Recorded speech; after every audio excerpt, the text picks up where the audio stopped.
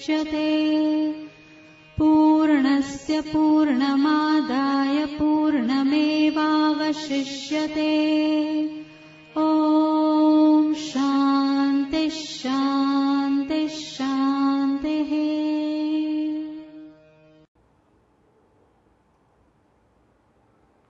ॐ गुरुर्ब्रह्मा गुरुर्विष्णु गुरुर्देवो महेश्वरः। गुरुः साक्षात् परब्रह्म तस्मै श्रीगुरवे नमः। कृष्णाय वासुदेवाय हरये परमात्मने प्रणतक्लेशनाशाय गोविन्दाय नमो नमः।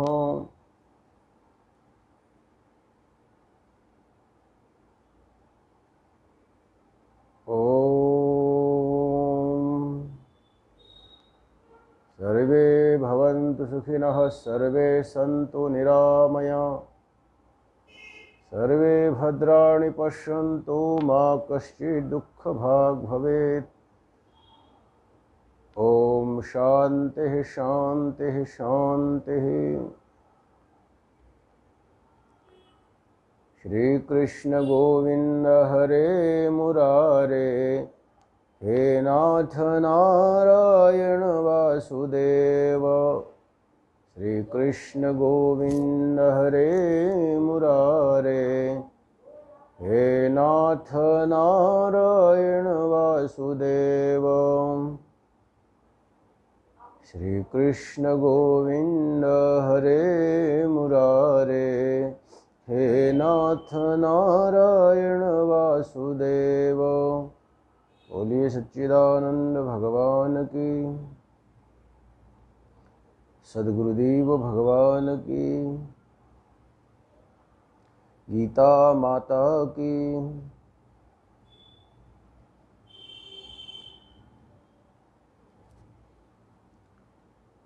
परात्पर परब्रह्म परमात्मा भगवान श्री कृष्ण के पावन चरणों में नमन करते हुए परम श्रद्धेय परम आदरणीय भगवत पूज्यपाद महाराज श्री, परम श्रद्धेय परम आदरणीय भगवत पूज्यपाद महामंडलेश्वर प्रेमपुरी जी महाराज, प्रेमपुरी आश्रम ट्रस्ट के समस्त ट्रस्टीगण, भगवान की कथा का श्रवण करने वाले पवित्र आत्मा, सभी साधक जन, भगवान की असीम कृपा से हम लोग दैया परिवार के द्वारा संचालित गीता चिंतन माला के अंतर्गत 16वें अध्याय की जो भगवत उक्त दैवी संपदा और असुरी संपदा है उस पर चिंतन कर रहे हैं। भगवान ने 2 मार्गों का प्रतिपादन किया, एक दैवी मार्ग और दूसरा असुरी।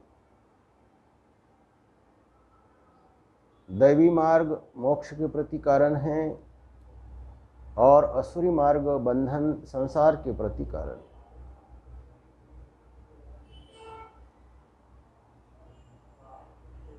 भगवान ने स्पष्टतर कहा कि 2 भूत सर्गो लोकेस्मिन् दैव आसुर एव च दैवो विस्तरशः प्रोक्त आसुरम पार्थ में शृणु। दैवी संपत् विमोक्षाय, जो दैवी संपदा है वो मोक्ष के प्रति कारण है, और असुरी संपत्ति निबंधाया सुरी मता, बंधन के प्रति कारण है।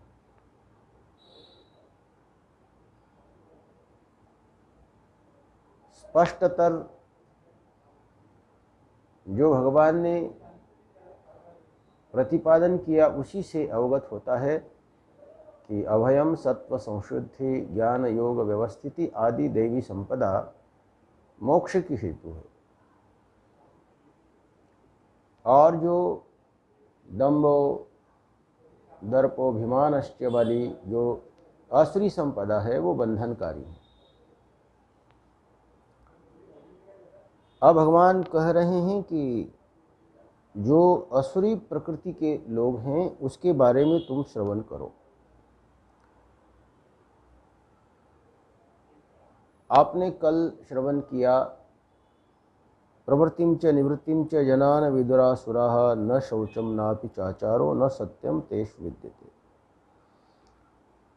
भगवान असुरी संपदा के संदर्भ में जो बातें कह रहे हैं वो इसीलिए कि हम उससे बचें, हम अपने जीवन का निर्माण कर सकें।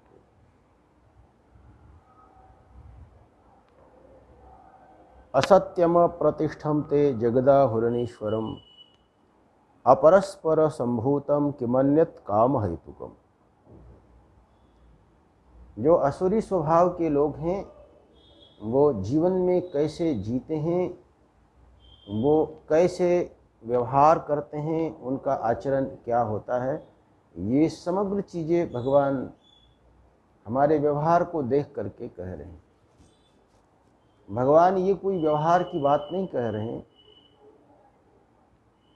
भगवान तो हमारे व्यवहार में जो उन्होंने देखा है उनके अनुभव, असुरी संपत्ति के लोग जीवन कैसे जीते हैं,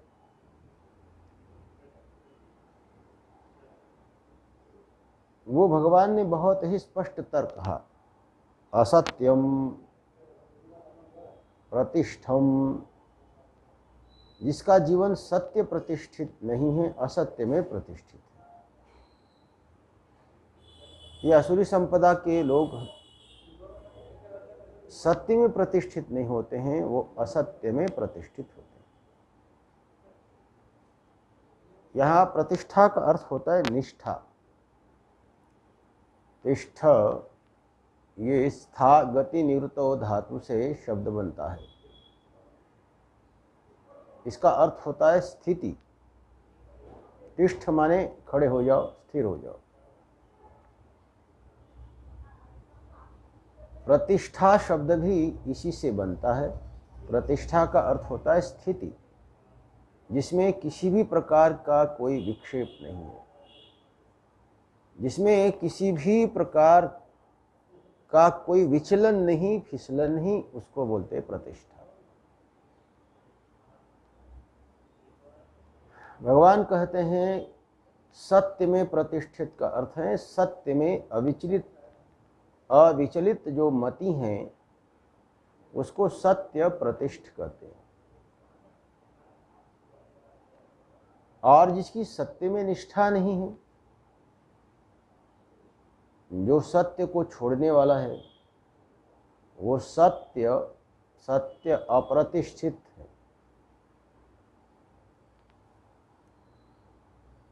माने असत्य में प्रतिष्ठित है।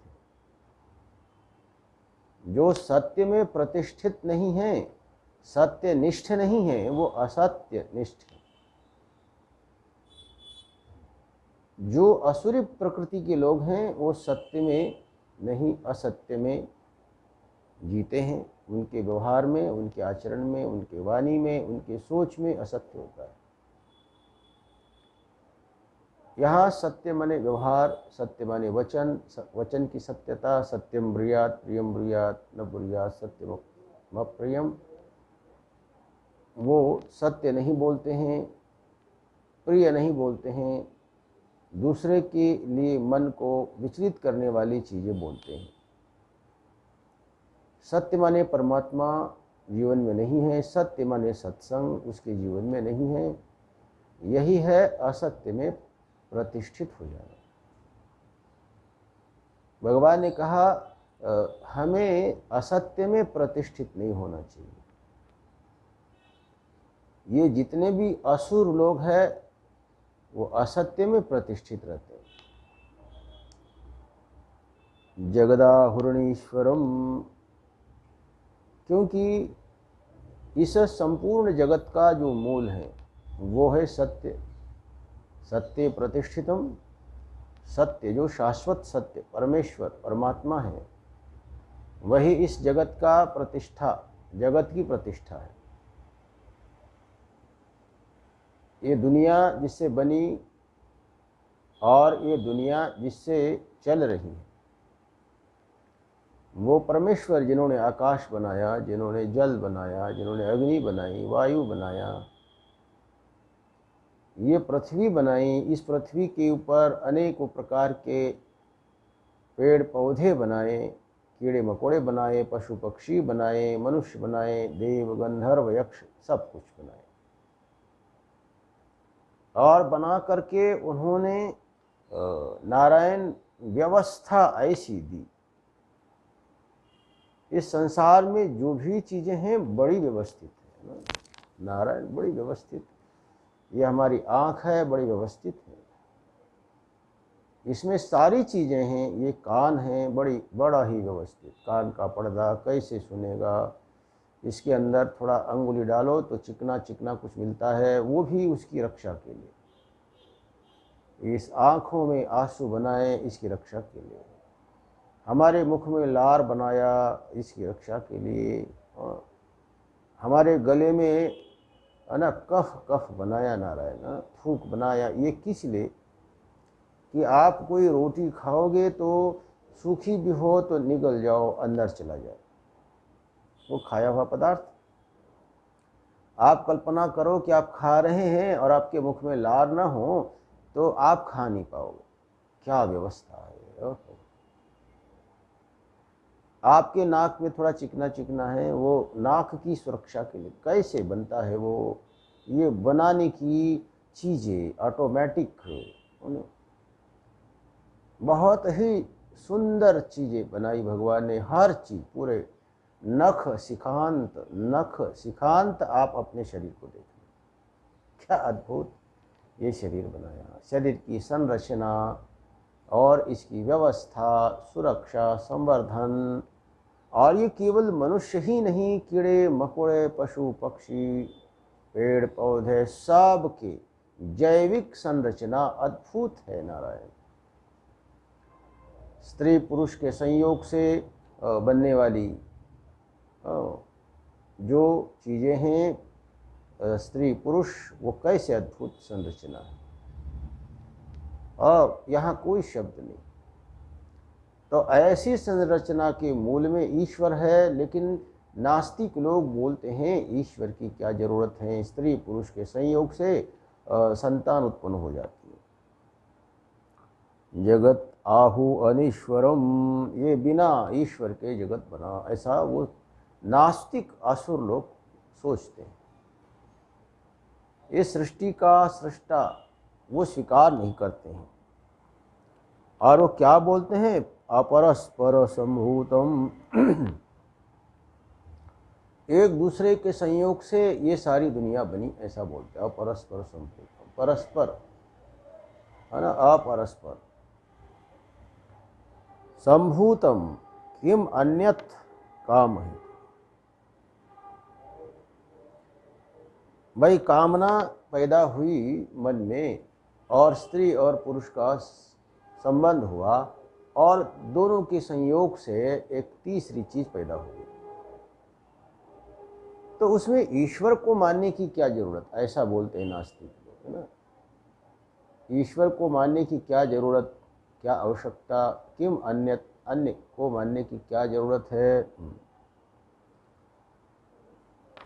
एक बार की बात है, रामकृष्ण परमहंस जी के पास एक बड़े ही उच्च कोटि के दार्शनिक पहुंचे,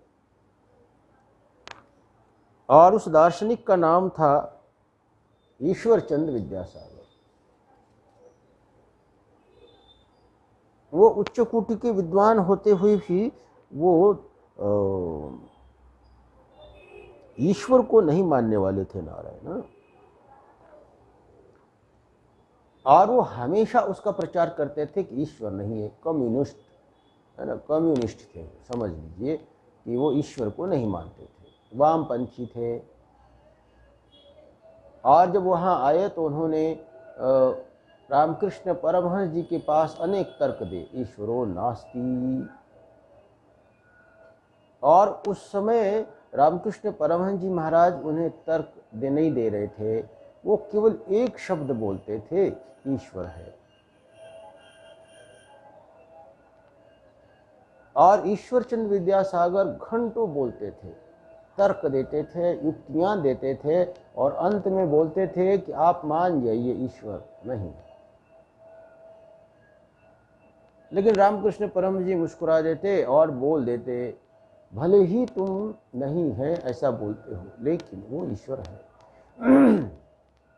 अंत में ईश्वरचंद्र विद्यासागर जी ने लिखा है, मैं घंटों प्रवचन करता था, तर्क युक्तियां देता था, ईश्वर नहीं है, लेकिन उनका वो एक वचन ईश्वर है वो मेरे पर भारी पड़ जाता था। और अंत में नारायण ईश्वर चंद्र विद्यासागर ने भी स्वीकार किया वो ईश्वर है। इसको बनाने वाला स्त्री और पुरुष के संयोग से संतान उत्पन्न तो होता है, लेकिन वो व्यवस्था किसने बनाई, वो संयोजन किसने बनाया, वो जगह किसने बनाई, वहाँ तक वो रजवीर्य पहुँचने की व्यवस्था किसने की। ये कोई जड़ व्यवस्था नहीं है, ये बड़ी बुद्धिमत्ता पूर्ण व्यवस्था है। इसके पीछे कोई सुपर मस्तिष्क है, कोई केंद्रीय तत्व है, इसकी व्यवस्था करने वाला वो ईश्वर है। अपरस्पर संभूतम किमन्यत् काम हेतुकम एताम दृष्टिम अवष्टभ्य नष्टात्मानोल्पबुद्धयः प्रभवन्त्युग्र कर्माणः क्षयाय जगतो हिता। ये 9वां श्लोक है। इस श्लोक में भगवान कहते हैं एताम दृष्टिम अवष्टभ्य। ये नास्तिक लोग, आसुरी प्रकृति के लोग ऐसी दृष्टि, ऐसा विश्वास, ईश्वर नहीं है, ऐसी दृष्टि अपने जीवन में स्वीकार करके जिसकी आत्मा, जिसकी बुद्धि, जिसके विचार नष्ट हो गए हैं, ऐसे अल्पबुद्धयः, जो अल्प बुद्धि वाले लोग हैं।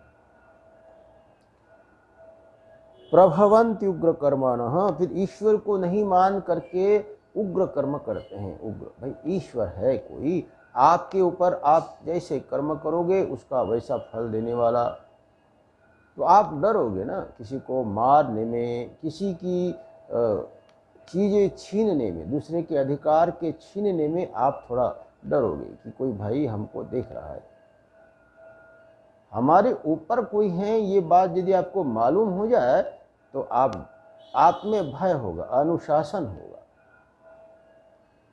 अनुशासता के बिना आप उच्छृंखल हो जाएंगे। ये तो कह रहे हैं भगवान, प्रभवन्ति उग्र कर्माणः, तोड़ फोड़ में लग जाते हैं लोग, उग्र कर्म करते हैं, क्रूर कर्म करते हैं। क्षयाय जगतो अहितः, जगत को नष्ट करने के लिए। और वो अहिताः, वो खुद का भी अहित करते हैं, दूसरे का भी अहित करते हैं। ऐसे लोग स्वयं भी नष्ट होते हैं और दूसरे को भी नष्ट करते हैं।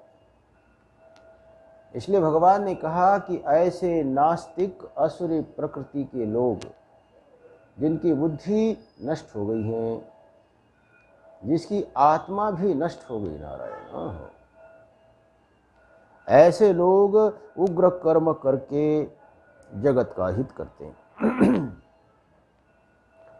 इसलिए इन विचारों से व्यक्ति को दूर रहना चाहिए। इन विचारों से व्यक्ति को अपने आप को बचा लेना चाहिए।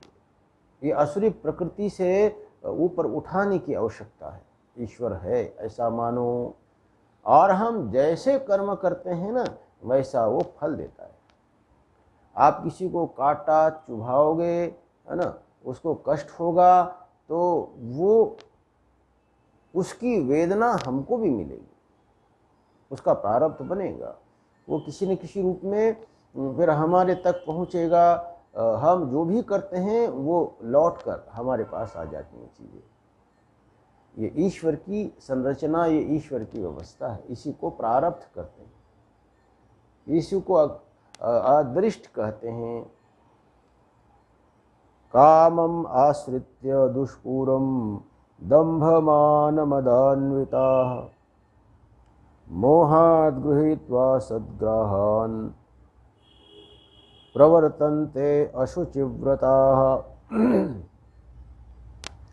भगवान कहते हैं कामम आश्रित्य। कामम का मतलब होता है कोई ना कोई मन में फल की आकांक्षा करके। यहाँ काम माने इच्छा, काम माने वासना। वो ईश्वर को नहीं मानते हैं लेकिन अपने अंतःकरण में वासना को पालते हैं। वो वासना के भूत को अपने हृदय में संरक्षित करते हैं। वो कामना को बहुत वरीयता देते हैं, इच्छा को बहुत वरीयता देते हैं। उनके लिए कामना ही सब कुछ है, काम ही सब कुछ है, इच्छा ही सब कुछ है, वासना ही सब कुछ है। और वो वासना के गुलाम हैं। सिकंदर दुनिया को जीतने निकल पड़ा लेकिन उसके अंदर वासना थी। वासना ने कहा दुनिया को जीतो, और वो चल पड़ा, दुनिया को जीतने के लिए चल पड़ा। कितने लोगों को मारा उन्होंने। ओहो, आप उसको ग्रेट कहते हैं लेकिन वो ग्रेट नहीं है, वो ग्रेट हिंसक हैं। वो ग्रेट हिंसक हैं, वो असुर है, असुर। आप हिटलर को ग्रेट कहते हो लेकिन वो ग्रेट नहीं है, वो असुर है। वो असुरी प्रवृत्ति में ग्रेट है, महान है, और उसने लाखों लोगों को मारा।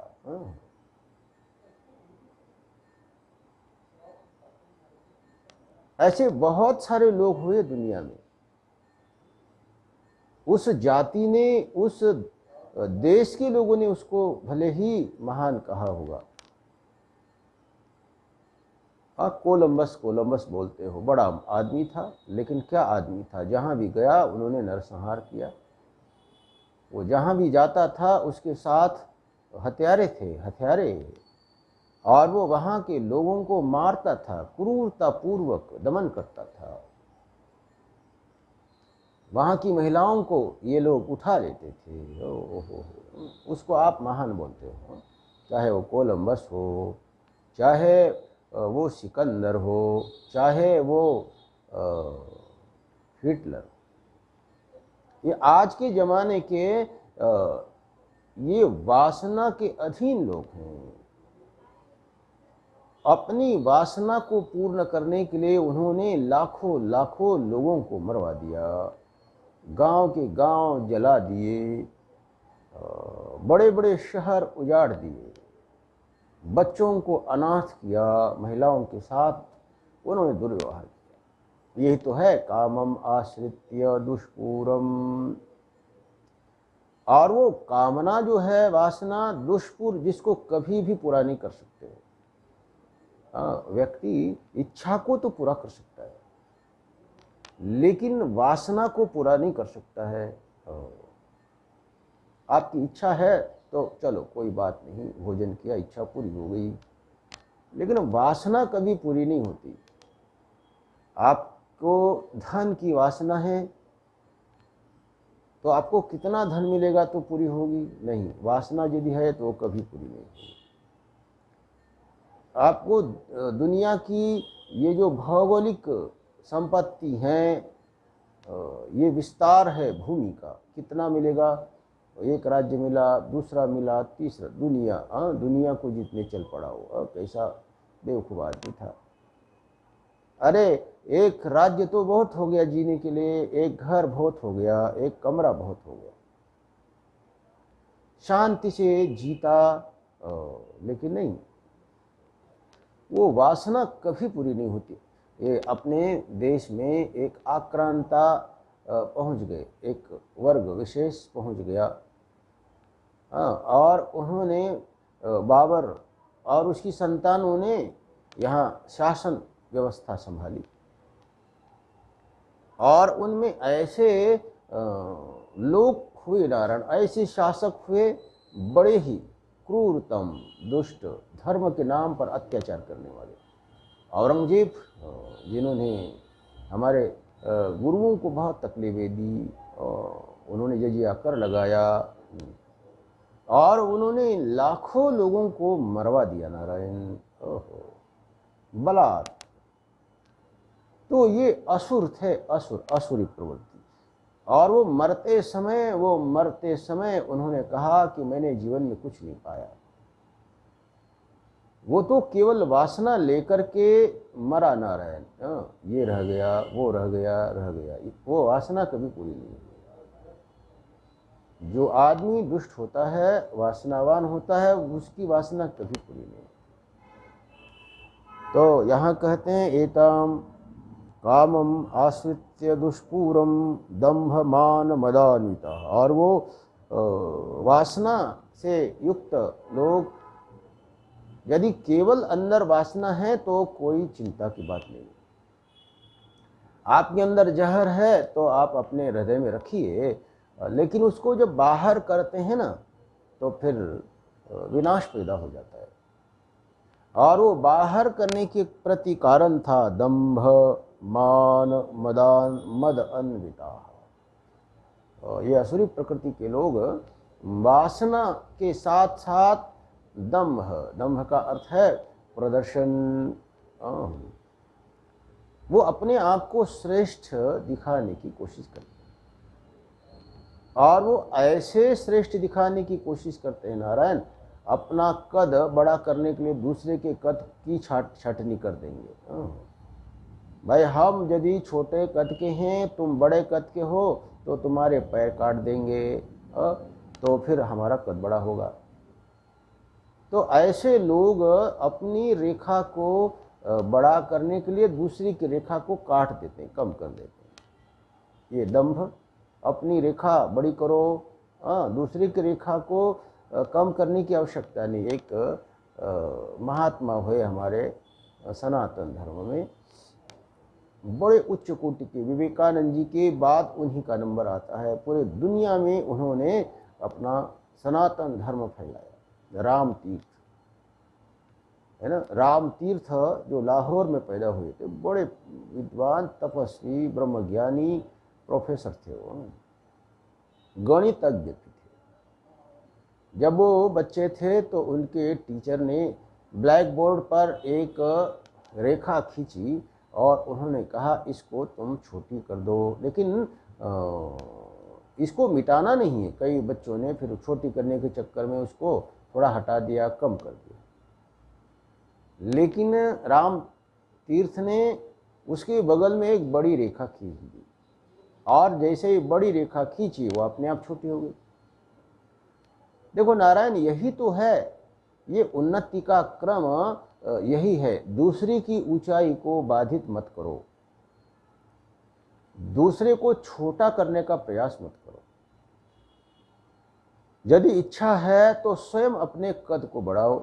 जब स्वयं अपना कद बढ़ेगा तो आप तो बड़े हो ही गए, है ना। ये सत्व की शुद्धि है, सात्विक प्रवृत्ति है, सात्विक संवर्धन है। और ये राक्षसी असुरी संवर्धन है, मद है, मद।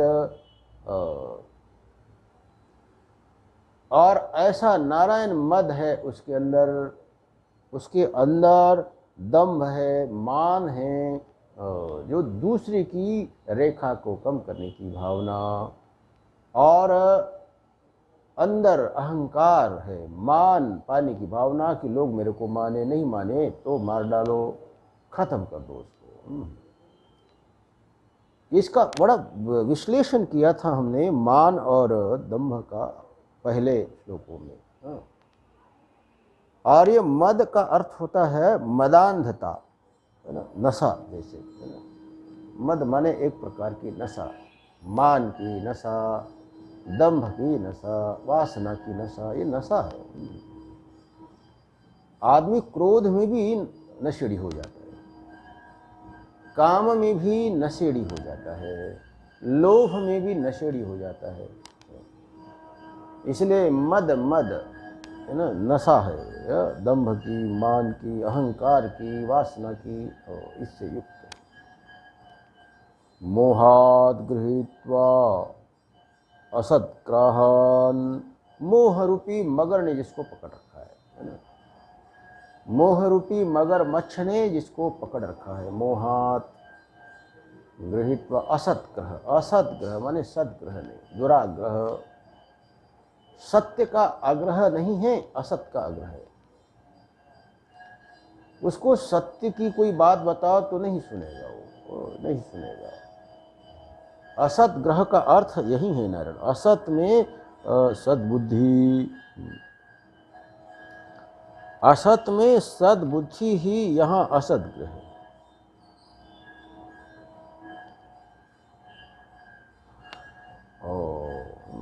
मोह शब्द का अर्थ है, मोह वैचित्य धातु से मोह शब्द बनता है। जब आदमी में मोह पैदा होता है ना, तो उसकी स्थिति पागल सी हो जाती है, विचित्र सी हो जाती है। फिर वो सोच नहीं पाता सही, वो नहीं सोच पाता, ये गलत है, अपने आवेश में रहता है, क्रोध के आवेश में, अहंकार के आवेश में, धन के आवेश में, बुद्धिमत्ता के आवेश में, सत्ता के आवेश में। और ये मोह तो है, हम तो बड़े पैसे वाले, मोह है, और बड़े बुद्धिमान, बड़े धनवान, अरे हमारे पास तो हजारों लोग हैं भाई, हम तो हजारों लोगों को एकत्रित कर सकते हैं, ये मोह। और इससे असद ग्रह, ये अपने मोह के बल से, अपने भौतिक वस्तुओं के बल से वो किसी भी चीज़ को बदलना चाहते हैं, सत्य को बदलना चाहते हैं। हाँ, यही तो असत है, असत ग्रह, सत्य में असत ग्रह। मोहात असत ग्राहात प्रवर्तन्ते अशुचि व्रता, वो अशुचि को भी शुचि समझते हैं। वो जो करते हैं वो सोचते हैं कि वो सही है, वो जो सोचते हैं वो सोचते हैं कि वो सही है। यही तो है अशुचि व्रता। उनके सोचने में अशुचिता होती है, अपवित्रता। उनके खाने में अशुचिता, उनके जलपान आदि करने में, पान करने में अशुचिता। शराब का सेवन करते हैं, वो मांस आदि का भक्षण करते हैं, है ना। अशुचि व्रत है उनका, अशुचिता ही व्रत है।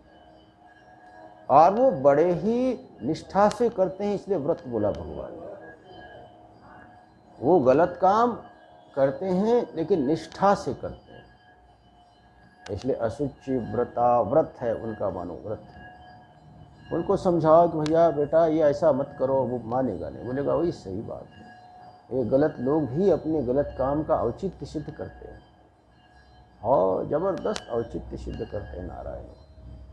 आप कितना भी उनको कहो लेकिन वो नहीं मानते, औचित्य सिद्ध करते। अशुचि व्रता, इसलिए भगवान कहते हैं कि ये अशुभ का जो निश्चय करने वाले, अशुचि कर्म करने वाले लोग हैं, वो असुरी संपत्ति वाले हैं। और अपने को इससे बचने की आवश्यकता है, इससे बचो, है ना। दुराग्रह, असद्ग्रह, है ना, ये अशुचि कर्म आदि से मन को ऊपर उठाओ, चरित्र को ऊपर उठाओ, परमेश्वर का आश्रय ग्रहण करो। शुचि पवित्र व्रतों में अपने मन लगाओ, निष्ठ बनो, एक निष्ठ बनो। और ऐसे लोग क्या करते हैं, चिंताम परिमेयाम च प्रणयांतामुपाश्रिता कामोपभोग परमा एतावदिति निश्चिता। और ये लोग कोई निश्चिंत नहीं रहते नारायण। निश्चिंत का अर्थ क्या होता है, चिंता रहित। निश्चिंत माने निर्गता चिंता, यस्य स निश्चिंत। ये लोग चिंता करते हैं, दुनिया की चिंता करते हैं, मरने की चिंता करते हैं, ओहो, मृत्यु पर्यंत चिंता करते हैं। एक व्यक्ति है, वो कहता है कि मैं इतना कमाना चाहता हूँ कि मरने के बाद भी हमारे बच्चों को कुछ करना न पड़े। मैंने कहा तुम तो आलसी बनाना चाहते हो अपने बच्चों को। अरे तुमने जो कमाया वो तुम तक चले, तुमने जो कमाया उससे आपके बच्चे सुशिक्षित हो जाए, उनको घर मिले, शादी विवाह हो जाए, बात खत्म हो गई। अब वो खुद अपने पैरों पर खड़ा होगा, खुद करेगा, वो खुद करने, स्वयं करने की क्षमता उसमें निर्मित करो, बस बात खत्म। लेकिन आप चिंता करते हैं कई पीढ़ियां धन चले, ये तो बड़ी मूर्खता है, बड़ी मूर्खता है। आप एक पीढ़ी चिंता करो, 2 पीढ़ी चिंता करो, लेकिन ये अनेक पीढ़ियों की चिंता करने वाले लोग तमोगुणी हैं, ये असुरी प्रवृत्ति के लोग हैं। इसलिए भगवान कहते हैं काम उपभोग परमा चिंता अपरिमेय। इनकी चिंता जो होती है ना, अपरिमित होती है, उसकी कोई सीमा नहीं, भोग के संकलन की कोई सीमा नहीं। ये सीमित सोच के नहीं होते हैं, संसार की सारी असीमित सोच इनके पास होती है। असुरी प्रकृति के लोग असीमित सोच के होते हैं, और वो केवल असीमित सोच अच्छा होता तो ठीक था। प्रलयांतामुपाश्रिता, मरने तक, प्रलय तक, है ना, इसके बाद प्रलयांतामुपाश्रिता मरणांत। आदि गुरु शंकराचार्य जी ने कहा मरणांत चिंता, मरने तक की चिंता। कैसे मरेंगे? जवानी में तो ये चिंता नहीं रहती होगी, थोड़ा जब शरीर ढलने लगता है तो चिंता करते हैं। जो बुरा आदमी है ना, ईश्वर पर जिसका भरोसा नहीं, वो चिंता करता है। जिसने ईश्वर को स्वीकार किया, जिसका ईश्वर पर भरोसा है, वो कभी मरने की चिंता नहीं करता है। ये कभी नहीं सोचता है कि हाय हाय हम कैसे मरेंगे, मरते समय हमारे पास कोई होगा या नहीं, इसकी भी चिंता वो नहीं करता है। चिंताम परिमेयाम च प्रलयांतामुपाश्रिता कामोपभोग परमा एता वदिति निश्चिता। और वो कामोपभोग में ही अपने मन को लगाए रखता है नारायण, है ना। उसके जीवन का जो उपभोग है, शब्द स्पर्श रूप रस गंध, बढ़िया बढ़िया खाओ, बढ़िया बढ़िया सोने के बिस्तर हो, बढ़िया बढ़िया देखने की चीज़ें हो, बढ़िया बढ़िया छूने की चीज़ें हो, सूंघने की चीज़ें हो, है ना, सुनने के लिए हमारे भीतर की वासना को जागृत करने वाला संगीत हो, कामोपभोग परमा। और ऐसे लोग नारायण ऐसे निश्चय में जीते, एतावदिति निश्चिता। वो अपने धर्म अर्थ काम और मोक्ष, ये 4 पुरुषार्थ हमारे शास्त्र में कहे। भाई धर्म करो, अर्थ कमाओ, काम उपभोग भी करो, वो भी हमारे जीवन के संरक्षण के लिए आवश्यक है। भोग भी संरक्षण के लिए आवश्यक है। सुख दुख साक्षात्कारो नाम भोग। आप भोजन करते हो तो स्वाद मिलता है, और केवल स्वाद ही नहीं मिलता है, आपको उससे रस मिलता है। रस के साथ शरीर का पोषण होता है, शक्ति मिलती है, जीवन की सुरक्षा होती है। तो आपके जितने भी भोग के साधन है ना, वो जीवन की रक्षा के लिए। ये वस्त्र आप पहनते हो तो ये वस्त्र आपके जीवन की रक्षा करते हैं, धूप से, है ना, शीत से, वर्षा से रक्षा करते हैं। ये मकान आपकी रक्षा करता है। तो चाहे वो अन्न है, चाहे वस्त्र है, चाहे भवन है, ये सब हमारे संरक्षक हैं। इसकी आवश्यकता है, भोग की आवश्यकता है। धर्म अर्थ और काम, काम माने भोग, है ना, भोग वो धर्म मूलक है और अर्थ मूलक है। तो आप दैवी संपत्त वाले हैं। आपका जो भोग है उसके साथ धर्म, मान, मर्यादा, ईश्वर, संयम आदि जुड़ा हुआ है।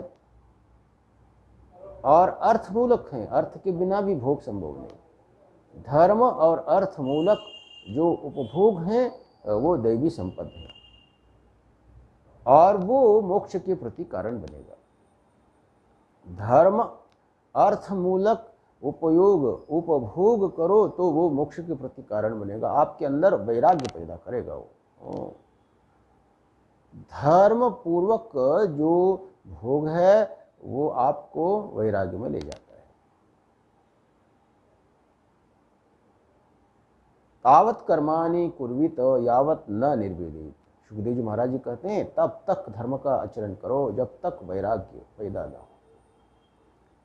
जब तक वैराग्य पैदा ना हो तब तक आप धर्म का अनुष्ठान करो। तावत कर्माणि, कर्माणि का अर्थ है धर्म कर्माणि, कर्तव्य कर्माणि, गृहस्थ आश्रम उचित कर्माणि, वो आप करो। और वो धर्म मूलक होने के कारण आपको वैराग्य में ले जाएंगे, वो मोक्ष में ले जाएंगे। नारायण, वो दैवी संपत्ति के अंतर्गत वो भोग होगा। लेकिन केवल कामोपभोग हैं जिसके मूल में धर्म नहीं है, मान नहीं, मर्यादा नहीं, ओह है ना, संयम नहीं, तो ऐसा जो है वो आपको नरकगामी बना देगा, बंधन में ले जाएगा। नारायण, मोक्ष में क्या ले जाएगा, वो तो बंधन में ले जाएगा। इसलिए बोला है ना भगवान ने, दैवी संपद विमोक्षाय निबंधाय सूरी मता, वो आपको ले जाएगी बंधन में, मोक्ष में ले जाएगी, नहीं ले जाएगी। कामोपभोग परमा एतावदिति निश्चित, उनका निश्चय है, निश्चय है। ऐसे लोग अपने अधर्म कृत्य के प्रति भी निश्चित होते हैं। और कई बार ऐसे लोग मिलते हैं, उनको कितना भी समझाओ कि बेटा ये ठीक नहीं मानते। आप कितना भी बोलो कि ये काम ठीक नहीं है, आप नहीं मानते। निश्चिता, वो निश्चिंत है, वो निश्चिंत होकर वो कर्म करते हैं। नारायण, निश्चिता कामोपभोग कर्मा एतावदिति निश्चिताः आशा पाश शतैर्बद्धा काम क्रोध परायणा ईहन्ते काम भोगार्थ मन्यायेनार्थ संचयान। आशा, आशा का अर्थ है मिलेगा मिलेगा मिलेगा। ओ अरे आशा, ये आशा जो है ना, ये बड़ी मज़ेदार चीज़ है। आशा प्रतीक्षे संगतम सुनृताम च, अब कठोपनिषद में एक शब्द आया है, आशा और प्रतीक्षा, है ना। ये आशा का अर्थ होता है निश्चिंत नहीं है कि वो मिलेगा कि नहीं मिलेगा, कब मिलेगा ये भी निश्चित नहीं है, कितनी मात्रा में मिलेगा ये भी निश्चित नहीं है, लेकिन चाहते हैं हम, उसको बोलते आशा। और प्रतीक्षा का अर्थ होता है निश्चित है। जैसे आप व्यापार कर रहे हैं तो आशा है धन की, आप शादी कर रहे हैं तो आशा है सुख की। आपको नहीं मालूम कि उस विवाह से आपको कितना सुख मिलेगा, है ना, ये नहीं मालूम। आशा है, नहीं भी मिले, मिले भी, कितना मिले ये भी नहीं, कब मिले ये भी नहीं। धन, आप व्यापार कर रहे हैं, आज कितना फायदा होगा ये भी नहीं मालूम। आशा से आदमी शादी करता है, सुख की आशा से, धन पाने की आशा से व्यक्ति व्यापार करता है। लेकिन प्रतीक्षा माने निश्चित है, आप बैंक में गए हैं, फॉर्म भरा है, लाइन में लगे हैं, अब तो निश्चित है इतना पैसा लिखा हुआ है बैंक में है, नहीं मिलेगा, ये प्रतीक्षा। बारिश होगी ये आशा है ना, ये प्रतीक्षा नहीं, मालूम नहीं कितनी है। लेकिन आपके घर में पानी है, आप पी रहे हैं, उसका उपयोग कर सकते हैं, प्रतीक्षा। बड़ा सुंदर शब्द है वो, आशा और प्रतीक्षा। लेकिन ये असुरी प्रकृति के जो लोग हैं वो आशा पाश शतैर्बद्धा, हजारों आशाओं के पास में वो बंधे रहते हैं।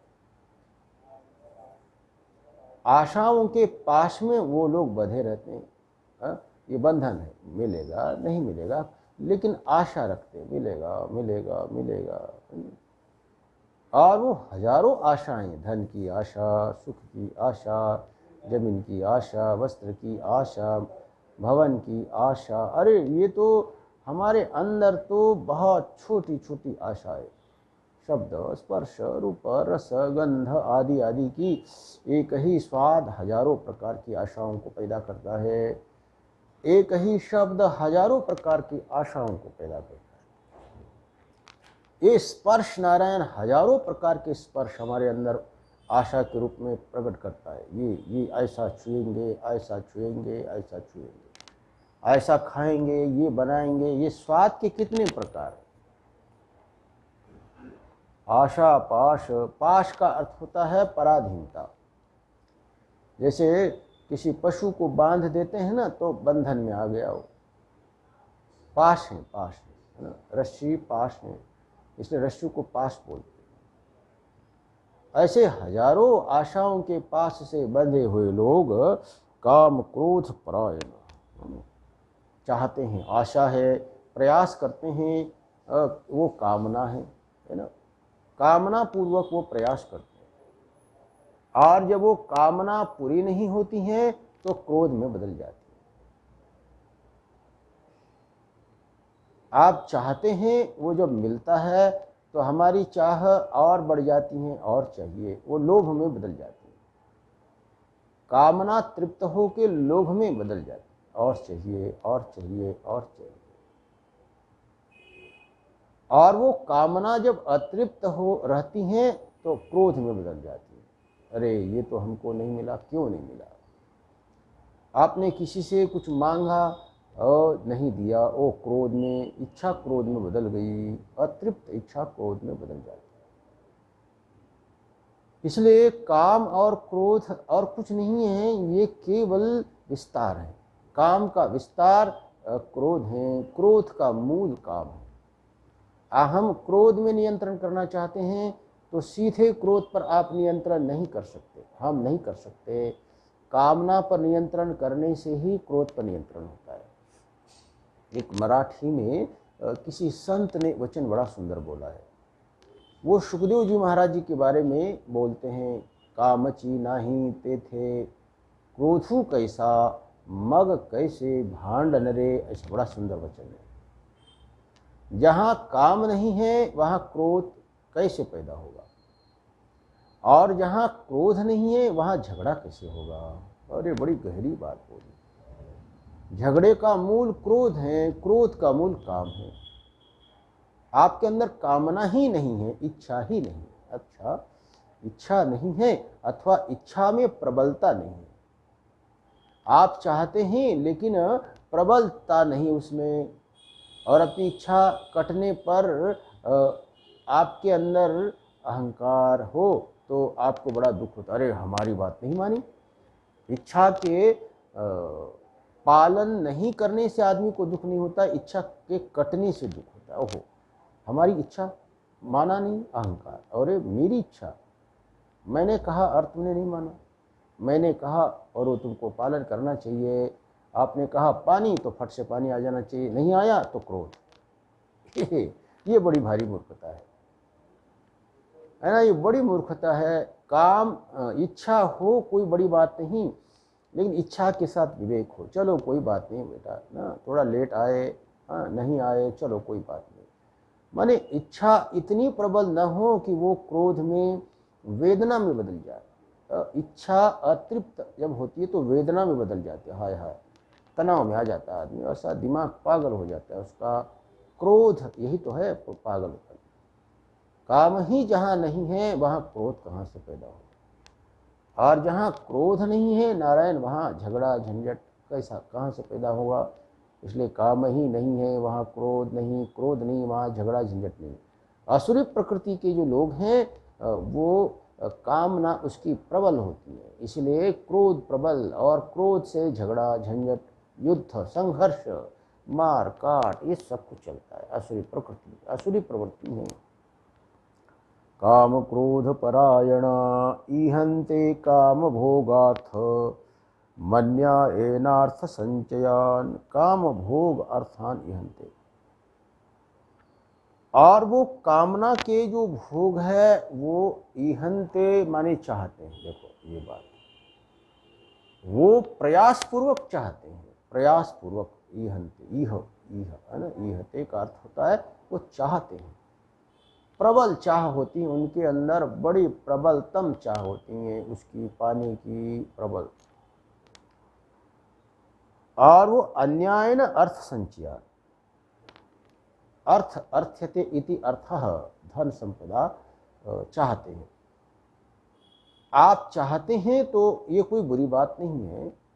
आपका धर्म अर्थ के द्वारा संपन्न होता है। आप यज्ञ, याग, दान, तप, स्वाध्याय, ये प्रवचन, ये सब करते हैं तो अर्थमूलक होते हैं। आप अर्थ चाहते हैं वो बुरा नहीं है, लेकिन अर्थ में अन्याय है कि न्याय है? अर्थ न्याय सम्मत है कि अन्याय सम्मत है? धर्म पूर्वक आप कमा रहे हैं कि अधर्म पूर्वक? ईमानदारी से कमा रहे हैं कि बेईमानी से? असुरी प्रकृति के लोग अन्याय से धन कमाते हैं। नारायण, हमारे सनातन धर्म में पौराणिक प्रतीक बड़े महत्वपूर्ण हैं। हमारे जितनी भी देवी देवता है उन सब के कोई ना कोई वाहन है। आप गणेश को देखो तो उनका वाहन चूहा है, शीतला माता का वाहन गधा है, कार्तिक भगवान का वाहन मोर है, शंकर भगवान का वाहन ऋषभ है, और इसी प्रकार भगवान विष्णु का वाहन गरुड़ है, और हमारी लक्ष्मी मैया का वाहन उल्लू है। तो अब हम इन दो वाहनों के ऊपर विचार करेंगे। भगवान विष्णु और लक्ष्मी मैया, ये दोनों पति पत्नी, और इन दोनों के वाहन बड़े मजेदार हैं। शिव जी का वाहन बैल है और पार्वती का वाहन शेर है। ये भी बड़ी प्रतीकात्मक बात है। लक्ष्मी का वाहन उल्लू क्यों बोला भाई? उल्लू मूर्खता का प्रतीक है। जब आप किसी को गाली देना चाहते हो गुस्से में तो आप क्या बोलते हो? उल्लू के पट्टे, ऐसा बोलते हैं। तो आप किसी को मूर्ख बोलना हो तो आप उल्लू बोल दो, तो वो सामने वाले को वो मालूम पड़ेगी बात कि मेरे को मूर्ख बोल रहा है। ये जो प्रतीक जो लक्ष्मी के साथ दिया गया बड़ा मजेदार प्रतीक है। उल्लू को दिन में नहीं दिखता, रात में दिखता है। और जब आप लक्ष्मी को बुलाओगे तो वो दिन में नहीं आ सकती, वो रात में आएगी, क्योंकि उसके वाहन को दिन में दिखता नहीं।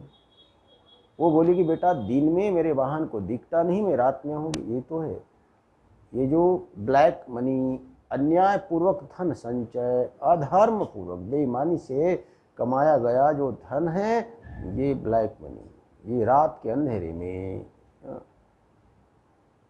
ये अधर्म पूर्वक अर्थ का संचय, अर्थ संचय अधर्म पूर्वक है। और आपको दिन के उजाले में एक नंबर का धन, धर्म मूलक धन आपको कमाना हो तो भगवान विष्णु आप दिन में बुलाइए लक्ष्मी नारायण भगवान को, तो वो लक्ष्मी को लेकर गरुड़ पर सवार होकर दिन में आएंगे। भगवान दिन में, उनके वाहन को रात में दिखता नहीं, गरुड़ को रात में नहीं दिखता। रात में गरुड़ को नहीं दिखता है नारायण, वो धर्म का प्रतीक है। गरुड़ धर्म का प्रतीक। जब वो आएंगे तो उनके पंखों से वेद की ध्वनि निकलेगी। वो सत्य, ईमानदारी, धर्म, मर्यादा आदि के साथ आपके पास आएंगे। धन आएगा लेकिन उसके साथ मर्यादा होगी, संयम होगा, धर्म होगा, है ना। इसलिए आप केवल लक्ष्मी का चिंतन मत करो भाई, तो असुरी हो जाती है। असुरी, वो धन असुरी हो जाता है, असुरी संपदा बन जाती है। आप धन कमाओ, संपदा कमाओ तो भगवान विष्णु के साथ, उसमें ईमानदारी हो, उसमें है ना न्याय हो। इसलिए यहाँ कहते हैं जो असुरी प्रकृति के जो लोग हैं, अन्याय न अर्थ संचयान, अन्याय से अर्थ का संचय करते हैं, ये असुरी प्रकृति के हैं। और जब अन्याय से धन पैदा करोगे तो वो धन फिर अन्याय में ही चला जाएगा, अन्याय के संरक्षण में चला जाएगा। आप बेईमानी से धन कमाओगे तो फिर वो बेईमानी को छिपाना पड़ेगा आपको, बेईमानी को छिपाने के लिए आपको धन का उपयोग करना पड़ेगा। आप आगे जितना भी जो भी कुछ करोगे वो सब अन्याय के अंतर्गत होगा, अन्याय के विस्तार में ही धन का उपयोग होने लगता है। और आप न्याय से धन कमाते हो तो वो धन न्याय के विस्तार में, धर्म के विस्तार में लग जाता है। इसलिए आप सभी को अपने धर्म, अपने राष्ट्र, अपने परिवार, अपनी परंपराओं के संरक्षण के लिए धन को कमा लेना चाहिए, है ना, लेकिन धर्म पूर्वक। उसके मूल में धर्म होना चाहिए, धर्म पूर्वक धन कमा लो तो वो धन भी दैवी संपदा बन जाती है। और उसके मूल में यदि धर्म नहीं है, अधर्म है, तो अन्याय है, तो वो असुरी संपत्ति बन जाती है। इसलिए भगवान कहते भैया तुम दैवी बनो, असुरी मत बनो। ये भगवान बड़ी महत्व की बात कह रहे हैं हम सब के लिए। भगवान तो जीवन जीने की कला सिखा रहे हैं, व्यापार कैसे करना चाहिए, धन कैसे कमाना चाहिए, है ना, उपभोग भोग कैसे करना चाहिए, संसार में कैसे जीना चाहिए, ये बातें भगवान बता रहे हैं। आप मोक्ष को पाने के लिए जी रहे हैं कि बंधन को बढ़ाने के लिए जी रहे हैं? ये लक्षण साम्यात वस्तु सिद्धि आप 16वें अध्याय को पढ़ो और पढ़ करके देखो कि ये कौन से लक्षण हमारे अंदर है, असुरी लक्षण हमारे में है अथवा दैवी लक्षण हमारे में। और जो लक्षण आपके अंदर है वो आपको समझना चाहिए। आप आराम से आप समझ लीजिए कि असुरी संपत्ति हमारे अंदर है तो हम असुर है। यहाँ असुर शब्द का अर्थ ये नहीं है कि बड़े बड़े दांत हैं, बड़े बड़े सिंह हैं, बड़े विभत्स है, ऐसा नहीं है। यहाँ स्वभाव की बात है, आचरण की बात है। ये असुरी स्वभाव, असुरी आचरण की बात है। ये लक्षण हमारे हैं, लक्षण। ये लक्षण, जो लक्षण जिसमें है वो व्यक्ति वही है। इसलिए भगवान कहते हैं कि तुम दैवी बनो, देव बनो, देवता बनो, असुर मत बनो। बड़ी सुंदर सुंदर बातें भगवान कह रहे हैं। ये आपका 12वां श्लोक आज पूरा हुआ। ये गीता चिंतन माला प्रेमपुरी आश्रम ट्रस्ट के अंतर्गत मुंबई बड़ा सुंदर ये उपक्रम है नारायण।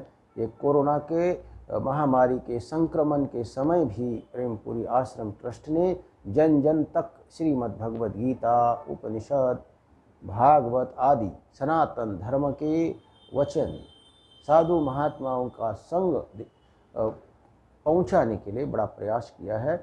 और ये प्रयास बड़ा स्तुत्य है। और हमारे कृष्ण कुमार दैया जी, इनका भी बड़ा ही ये ट्रस्ट और साधु महात्मा धर्म सनातन के संवर्धन में बड़ा योगदान है। ये सनातन के संवर्धन में अपने धन का उपयोग करते हैं। ये दैवी धन है, दैवी। इसलिए इस दैवी संपदा को वो आगे बढ़ा रहे हैं। इसी प्रकार इस दैवी संपदा को आगे बढ़ाते रहें और सबके जीवन में दैवी भाव पैदा हो। गुरु पूर्णिमा का ये पावन अवसर, आप लोगों ने कल गुरु पूर्णिमा मनाई होगी और अपने जीवन को धन्य बनाया होगा। इस चातुर्मास के उपलक्ष्य में, इस सृजनात्मक समय में, ये चातुर्मास का समय बड़ा सृजनात्मक है। गीता के इस दिव्य ज्ञान को जीवन में आप धारण करोगे तो आपके जीवन में ये बड़ा ही शीघ्र संवर्धन होगा। जैसे बारिश हो जाती है ना, तो ज़मीन के बोए सारे बीज अंकुरित हो जाते हैं। ये समय बड़ा सृजनात्मक है। कीड़े मकोड़े इस समय सृजनशील हो जाते हैं। सब अपने अपने नए पदार्थों को पैदा कर लेते हैं। ऐसे ही हमारे अंदर नई ऊंचाइयाँ, नए भाव, भक्ति, वैराग्य, ज्ञान आदि के संवर्धन के लिए ये समय बड़ा अनुकूल समय। और इस समय का सदुपयोग करते हुए हम अपने जीवन को आगे बढ़ाए, पशुता से मनुष्य की ओर और मनुष्य से देवत्व की ओर बढ़े। और जब देवत्व हमारे अंदर विकसित होगा तो हम परमेश्वर के साथ एकता का अनुभव करेंगे। हमारी मंजिल है परमेश्वर और हमारा जीवन है बिल्कुल आरंभ पशु की तरह, आगे बढ़ाए उसको मनुष्य की तरह और संवर्धन हो देवता की तरह, और हम बने परमात्मा के अंश, परमपिता परमेश्वर के अंश बने। ममैव वांशो जीवलोके भगवान ने बोला, वो भगवान की वाणी को हम सार्थक करें। ओम हरि ओम तत्सत, हरि ओम तत्सत। ओम पूर्णमदः पूर्णमिदं पूर्णात् पूर्णमुदच्यते पूर्णस्य पूर्णमादाय पूर्णमेवावशिष्यते। ओम शांति शांति शांति। ओम ह्रीं नमः शिवाय। ओम ह्रीं नमः शिवाय। ओम ह्रीं नमः शिवाय। ओम ह्रीं नमः शिवाय।